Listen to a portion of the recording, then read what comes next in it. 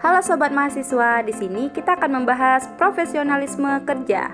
Menurut KBBI, profesionalisme bersangkutan dengan profesi yang memerlukan kepandaian khusus untuk menjalankannya. Nah, profesionalisme kerja mempunyai 3 watak kerja. Yang pertama, beritikat untuk merealisasikan kebajikan demi tegaknya kehormatan profesi yang digeluti. Yang kedua, dilandasi oleh kemahiran teknis yang berkualitas tinggi yang dicapai melalui proses pendidikan atau pelatihan. Dan yang ketiga, kualitas teknis dan kualitas moral harus menundukkan diri pada mekanisme kontrol berupa kode etik. Selanjutnya, adapun 8 syarat yang harus dimiliki oleh seseorang jika ia ingin dikatakan sebagai seseorang yang profesional.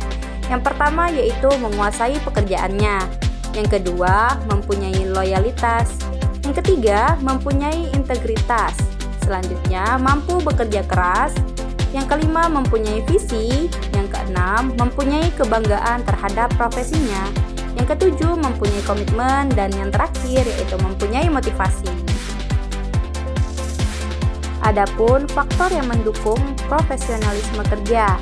Yang pertama, yaitu performance. Dapat diartikan sebagai prestasi kerja, pelaksanaan kerja, dan penampilan kerja. Menurut Gomez, prestasi kerja dapat dilihat dari yang pertama, kuantitas kerja, yang kedua, kualitas kerja, yang ketiga, pengetahuan tentang pekerjaan, dan yang keempat, pendapat atau pernyataan yang disampaikan. Selanjutnya, yaitu ada akuntabilitas aparatur, merupakan kebijakan strategis. Hal ini harus dapat diimplementasikan untuk menciptakan kepatuhan, pelaksanaan tugas, dan kinerja pegawai. Lalu ada loyalitas pegawai, yaitu kesetiaan diberikan kepada konstitusi, hukum, pimpinan, bawahan, dan rekan kerja. Dan yang terakhir faktor yang mendukung yaitu kemampuan aparatur atau pegawai, merupakan salah satu unsur kematangan yang berkaitan dengan pengetahuan dan keterampilan yang diperoleh dari pendidikan dan pelatihan serta pengalaman. Profesionalisme pegawai sangat ditentukan oleh tingkat kemampuan pegawai yang tercermin dalam perilaku sehari-hari.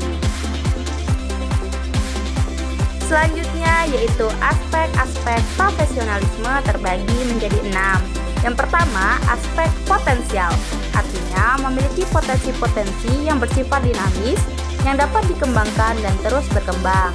Yang kedua yaitu aspek profesionalisme. Setiap pegawai memiliki keahlian yang berbeda dari orang lain tergantung bidangnya masing-masing. Hal ini menyebabkan seseorang terus meningkatkan keahliannya agar bisa bekerja lebih handal. Yang ketiga yaitu aspek fungsional. Para pegawai melaksanakan pekerjaannya yang didasarkan pada hasil tepat guna, artinya bekerja sesuai tugas dan fungsinya.